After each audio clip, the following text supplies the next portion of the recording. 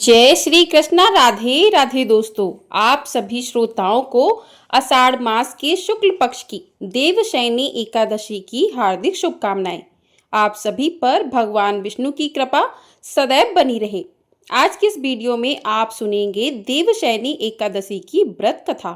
इस एकादशी को पद्मनाभ एकादशी के नाम से भी जाना जाता है। सूर्य देव के मिथुन राशि में आने पर यह एकादशी आती है और इसी दिन से चतुर्मास का आरंभ भी हो जाता है। इस दिन भगवान श्री विष्णु क्षीर सागर में शयन करते हैं और फिर लगभग 4 महीने बाद तुला राशि में सूर्य के जाने पर उन्हें उठाया जाता है। उस तिथि को देव उठान एकादशी के नाम से जाना जाता है। तो आइए बड़ी ही श्रद्धा और प्रसन्नचित मन से देवशयनी एकादशी व्रत की कथा का श्रवण करते हैं। महाभारत काल की बात है। एक बार धर्मराज युधिष्ठिर ने भगवान श्री कृष्ण से कहा कि हे त्रिलोकीनाथ, आषाढ़ मास के शुक्ल पक्ष की एकादशी का क्या व्रत है? इस दिन किस देवता की पूजा होती है और इस व्रत का क्या विधान है? कृपया करके हे मधुसूदन यह हमें विस्तार पूर्वक बताइए। तब भगवान श्री कृष्ण कहने लगे कि हे धर्मराज, एक बार देवर्षि नारद ने भी ब्रह्मा जी से यही प्रश्न पूछा था। तब श्री ब्रह्मा जी ने कहा कि हे नारद, तुमने कलयुग में प्राणी मात्र के उद्धार के लिए सबसे श्रेष्ठ और उत्तम प्रश्न पूछा है, क्योंकि एकादशी का व्रत सभी व्रतों में उत्तम होता है। इस व्रत के प्रभाव से सभी पाप नष्ट हो जाते हैं और इस एकादशी का नाम देवशयनी एकादशी है। इस दिन व्रत रखने से भगवान श्री हरि अत्यंत प्रसन्न होते हैं। हे धर्मराज, इस संबंध में मैं तुम्हें एक पौराणिक कथा सुनाता हूँ, ध्यान पूर्वक सुनो। एक समय मानधाता नाम के एक सूर्यवंशी राजा थे। वे सत्यवादी, महान तपस्वी और चक्रवर्ती थे। वे अपनी प्रजा का पालन संतान की तरह किया करते थे। उनकी सारी प्रजा धन धान्य से परिपूर्ण थी और सुखपूर्वक जीवन यापन करती थी। उनके राज्य में किसी प्रकार का कोई दुख नहीं था और उस राज्य में कभी अकाल भी नहीं पड़ता था। कभी किसी प्रकार की कोई प्राकृतिक आपदा भी नहीं आई थी। परंतु ना जाने क्यों उनसे देव रुष्ट हो गए। ना मालूम राजा से क्या भूल हो गई कि एक बार उनके राज्य में भीषण अकाल पड़ गया और प्रजा अन्न की कमी के कारण अत्यंत दुखी रहने लगी। राज्य में होने वाले सभी यज्ञ बंद हो गए। काल पीड़ित प्रजा एक दिन दुखी होकर अपने राजा के पास जाकर प्रार्थना करने लगी, हे राजन, समस्त संसार की सृष्टि का मुख्य आधार वर्षा है और इसी वर्षा के अभाव में राज्य में भीषण अकाल पड़ गया है और अकाल से प्रजा भूख से मर रही है। हे नरेश, आप कोई ऐसा उपाय कीजिए जिससे हम लोगों का कष्ट दूर हो सके।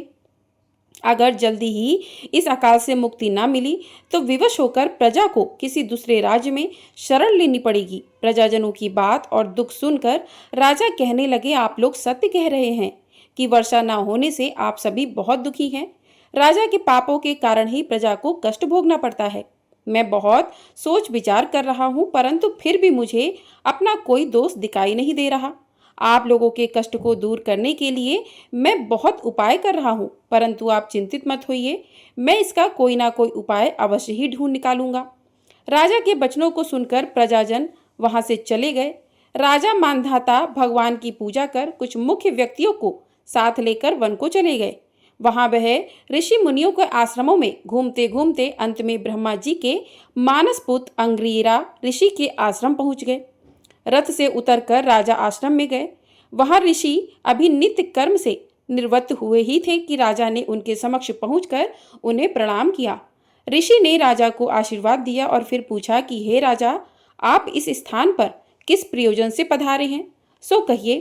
तब राजा कहने लगे कि हे महर्षि, मेरे राज्य में 3 वर्ष से वर्षा नहीं हो रही है, जिससे भीषण अकाल पड़ गया है। मेरी प्रजा भयंकर कष्ट भोग रही है। राजा के पापों के प्रभाव से ही प्रजा को कष्ट मिलता है, ऐसा शास्त्रों में लिखा है। तो धर्म के अनुसार राज्य करता हूँ, फिर यह अकाल कैसे पड़ गया, इसका मुझे अभी तक पता नहीं लग सका है। अब मैं आपके पास इसी संदेह की निवृत्ति के लिए आया हूँ। मुनिवर, आप कृपया कर मेरी इस समस्या का निवारण करें। मेरी प्रजा के कष्ट को दूर करने के लिए कोई उपाय बताइए। राजा से सारा वृत्तांत सुनने के बाद ऋषि कहने लगे, हे राजन, इस सतयुग में धर्म के चारों चरण सम्मिलित हैं और यह युग सभी युगों में उत्तम है। इस युग में केवल ब्राह्मण को ही तप करने तथा वेद पढ़ने का अधिकार है, किंतु आपके राज्य में एक शूद्र तपस्या कर रहा है। इसी दोष के कारण आपके राज्य में वर्षा नहीं हो रही है। यदि आप प्रजा का कल्याण करना चाहते हैं तो शीघ्र ही उस शूद्र का वध कर दीजिए। जब तक आप यह कार्य नहीं कर लेते, तब तक आपका राज्य अकाल की पीड़ा से कभी मुक्त नहीं हो सकता। ऋषि के वचनों को सुनकर राजा कहने लगे कि हे मुनि श्रेष्ठ, मैं उस निरपराध तप करने वाले शूद्र को नहीं मार सकता, क्योंकि किसी निर्दोष मनुष्य की हत्या करना मेरे नियमों के सर्वथा विरुद्ध है और मेरी आत्मा इसे किसी भी स्थिति में स्वीकार नहीं करेगी। अतः हे मुनिवर, इस दोष से मुक्ति का कोई दूसरा उपाय हो तो बताइए। राजा को विचलित जानकर ऋषि कहने लगे, राजन, यदि आप ऐसा ही चाहते हैं तो आषाढ़ मास के शुक्ल पक्ष की देवसैनी नाम की एकादशी का विधि विधान पूर्वक व्रत करो। इस व्रत के प्रभाव से तुम्हारे राज्य में वर्षा होगी और प्रजा भी पूर्व की भांति सुखी हो जाएगी, क्योंकि इस एकादशी का व्रत समस्त सिद्धियों को देने वाला है और कष्टों से मुक्ति करने वाला है। ऋषि के इन वचनों को सुनकर राजा अपने नगर को वापस आ गए और विधि विधान पूर्वक देवशैनी एकादशी का व्रत किया। इस व्रत के प्रभाव से फिर राजा के राज्य में खूब वर्षा हुई और प्रजा को अकाल से मुक्ति मिल गई। देवसैनी एकादशी को पद्मा एकादशी भी कहते हैं। इस व्रत को रखने से भगवान श्री विष्णु अत्यंत प्रसन्न होते हैं। इस कथा का सार यह है कि अपने कष्टों से मुक्ति पाने के लिए भी किसी भी हाल में किसी दूसरे का बुरा नहीं करना चाहिए। अपनी शक्ति से और भगवान पर पूर्ण श्रद्धा और आस्था रखकर संतों के कहानुसार सत्कर्म करने से बड़े कष्टों से सहज ही मुक्ति मिल जाती है। प्रेम से बोलिए भगवान विष्णु की जय। तो प्रिय श्रोताओं, भगवान श्री हरि देवशैनी एकादशी के दिन ही पाताल लोक में योग निद्रा में क्यों जाते हैं, इस बारे में भी पुराणों में एक बहुत ही सुंदर कथा प्रचलित है। जिस कथा के अनुसार इसी एकादशी के दिन भगवान श्री हरि ने संघासुर नाम के राक्षस का वध किया था, जिसके बाद भगवान श्री हरि इसी दिन से आरंभ करके 4 मास तक क्षीर सागर में शयन करते थे और कार्तिक शुक्ल एकादशी को जागते हैं। एक अन्य कथा के अनुसार भगवान श्री हरि वामन रूप में दैत्य बाली से यज्ञ में 3 पग दान के रूप में मांगते हैं, तो वह पहले पग में समस्त दिशाओं सहित संपूर्ण पृथ्वी और आकाश को नाप लेते हैं। दूसरे पग में उन्होंने स्वर्ग को नाप लिया और तीसरा पग रखने के लिए जब कुछ भी शेष नहीं बचा तो बाली ने अपना सर रखते हुए निवेदन किया कि हे प्रभु, आप अपना तीसरा पग मेरे शीश पर रखें। बाली के इस दान और समर्पण से प्रसन्न होकर भगवान श्री हरि ने बाली को पाताल का अधिपति बना दिया और वर मांगने के लिए कहा। बाली ने कहा, प्रभु आप सदा मेरे महल में ही रहें और मुझे कुछ नहीं चाहिए। अब भगवान विष्णु बाली को दिए हुए वचन में बंध चुके थे। ऐसे ही में जब भगवान विष्णु पातालोक में निवास करने लगे तो माता लक्ष्मी जी, जो भगवान श्री हरि की पत्नी हैं, वे बहुत दुखी हुई। इधर सृष्टि के संचालन कार्य में भी बाधा आने लगी।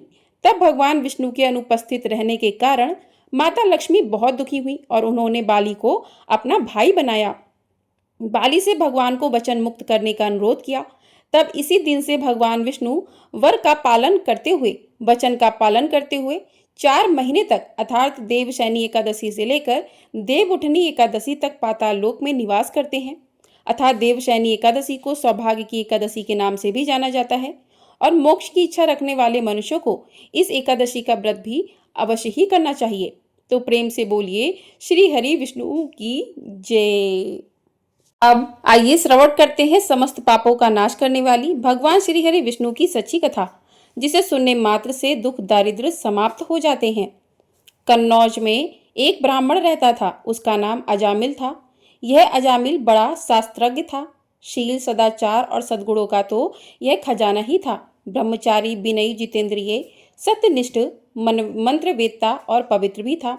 इसने गुरु, संत, महात्माओं सबकी सेवा की थी। एक बार अपने पिता के आदेशानुसार वन में गया और वहां से फल फूल, समिधा तथा कुश लेकर घर के लिए लौटा।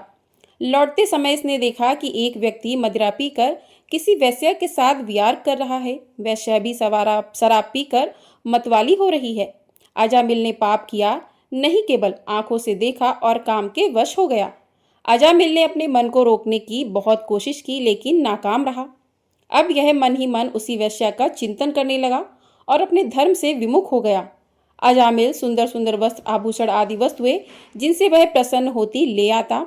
यहाँ तक कि इसने अपने पिता की सारी संपत्ति देकर भी उसी कुल्टा को रिझाया। यह ब्राह्मण उसी प्रकार की चेष्टा करता जिससे वह वैश्या प्रसन्न हो।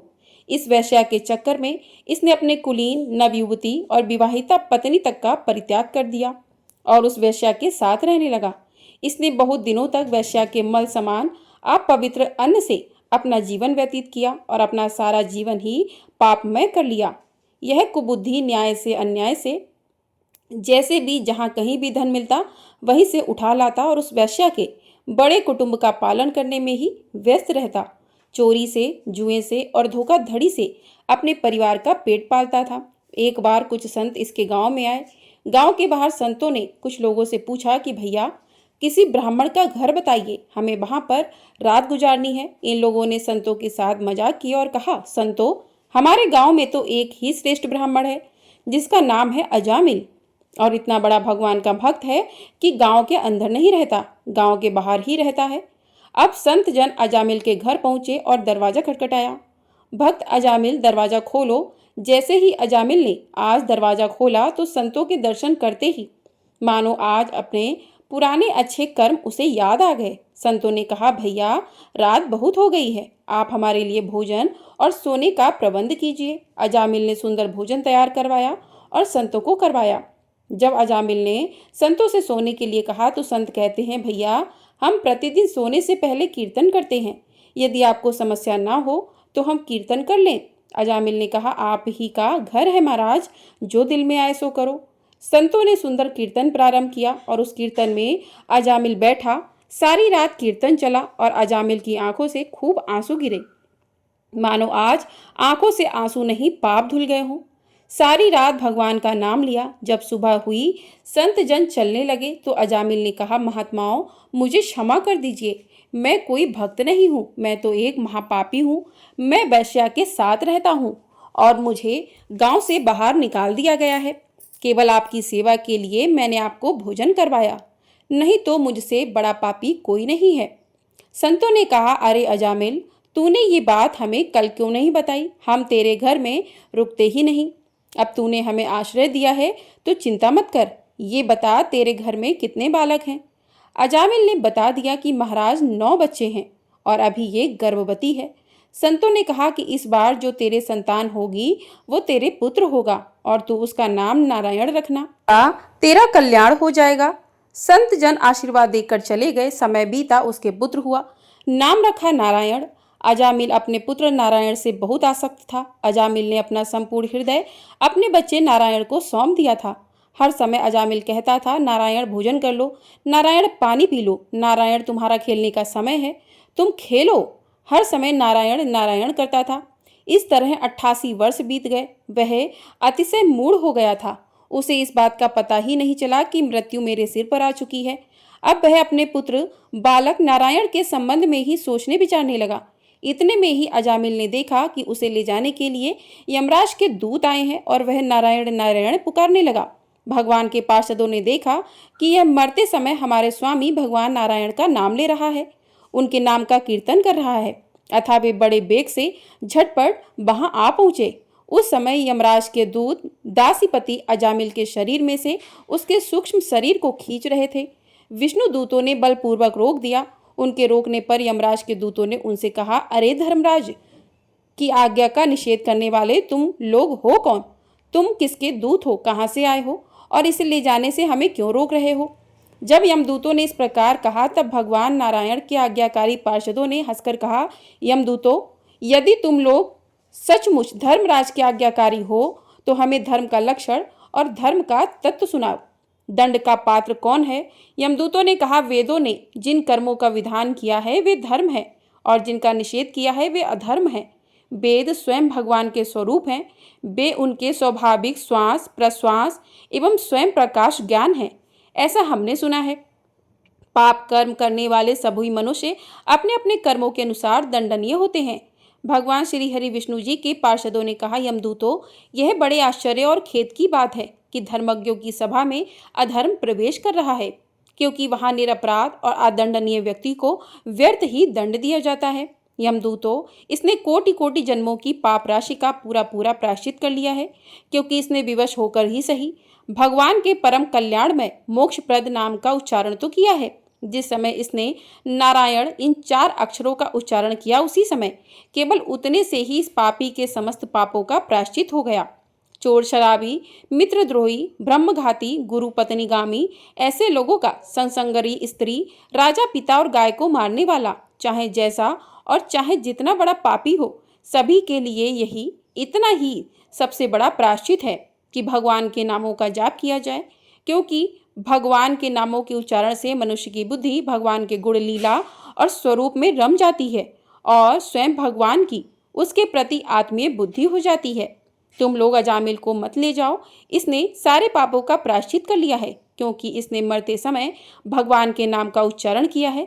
इस प्रकार भगवान के पार्षदों ने भागवत धर्म का पूरा पूरा निर्णय सुना दिया और अजामिल को यमदूतों के पास से छुड़ाकर मृत्यु के मुख से बचा लिया। भगवान की महिमा सुनने से अजामिल के हृदय में शीघ्र ही भक्ति का उदय हो गया। अब वह अपने पापों को याद करके सबसे बड़ा पश्चाताप करने लगा। अजामिल मन ही मन सोचने लगा, अरे मैं कैसा इंद्रियों का दास हूँ। मैंने एक दासी के गर्भ से पुत्र उत्पन्न करके अपना ब्राह्मणत्व नष्ट कर दिया। यह बड़े दुख की बात है। धिक्कार है, मुझे बार बार धिक्कार है। मैं संतों के द्वारा निंदित हूँ, पापात्मा हूँ। मैंने अपने कुल में कलंक का टीका लगा दिया। मेरे माँ बाप बूढ़े और तपस्वी थे, मैंने उनका भी परित्याग कर दिया। मैं कितना कृतघ्न हूँ। मैं अब अवश्य ही अत्यंत भयावने नरक में गिरूंगा, जिसमें गिरकर धर्मघाती, पापात्मा, कामी पुरुष अनेकों प्रकार की यम यातना भोगते हैं। कहाँ तो मैं महाकपटी, पापी, निर्लज्ज और ब्रह्म तेज को नष्ट करने वाला, तथा कहाँ भगवान का वह परम मंगलमय नारायण नाम। सचमुच में मैं तो कृतार्थ हो गया। अब मैं अपने मन, इंद्रिय और प्राणों को वश में करके ऐसा प्रयत्न करूंगा कि फिर अपने को घोर अंधकार में नरक में ना डालूं। मैंने यमदूतों के से डर के अपने पुत्र नारायण को पुकारा और भगवान के पार्षद प्रकट हो गए। यदि मैं वास्तव में नारायण को पुकारता तो क्या आज श्री नारायण मेरे सामने प्रकट नहीं हो जाते। अब अजामिल के चित्त में संसार के प्रति तीव्र वैराग्य हो गया। वे सबसे संबंध और मोह को छोड़कर हरिद्वार चले गए।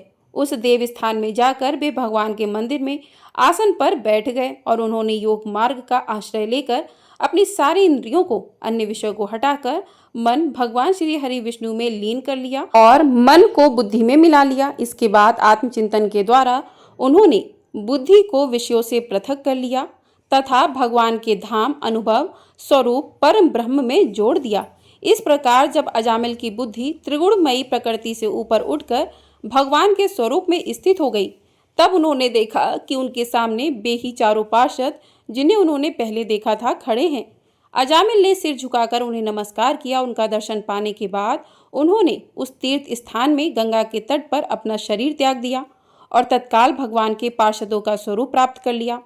अजामिल भगवान के पार्षदों के साथ स्वर्ण में विमान पर आरूढ़ होकर आकाश मार्ग से भगवान लक्ष्मीपति के निवास स्थान बैकुंठ को चले गए। तो प्रेम से बोलिए भगवान श्री हरि विष्णु की जय। प्रेम से बोलिए माता महालक्ष्मी की जय। तो इस प्रकार से देवशयनी एकादशी की व्रत कथा पूर्ण हुई। आपको ये वीडियो पसंद आई हो, वीडियो को लाइक कर लीजिएगा। चैनल पर नए हैं तो चैनल को सब्सक्राइब भी ज़रूर कर लीजिएगा। आपको हमारे चैनल पर सावन महीने के प्रत्येक दिन की कथाएं सुनाई जाएंगी, तो चैनल को सब्सक्राइब करके बेल आइकन प्रेस कर दीजिएगा, जिससे आप सभी को सभी वीडियो समय से प्राप्त हो सकें और आप लोग इन कथाओं का श्रवण कर सकें। और आपको ये वीडियो पसंद आई हो तो कमेंट बॉक्स में भगवान विष्णु की जय भी अवश्य लिखिएगा।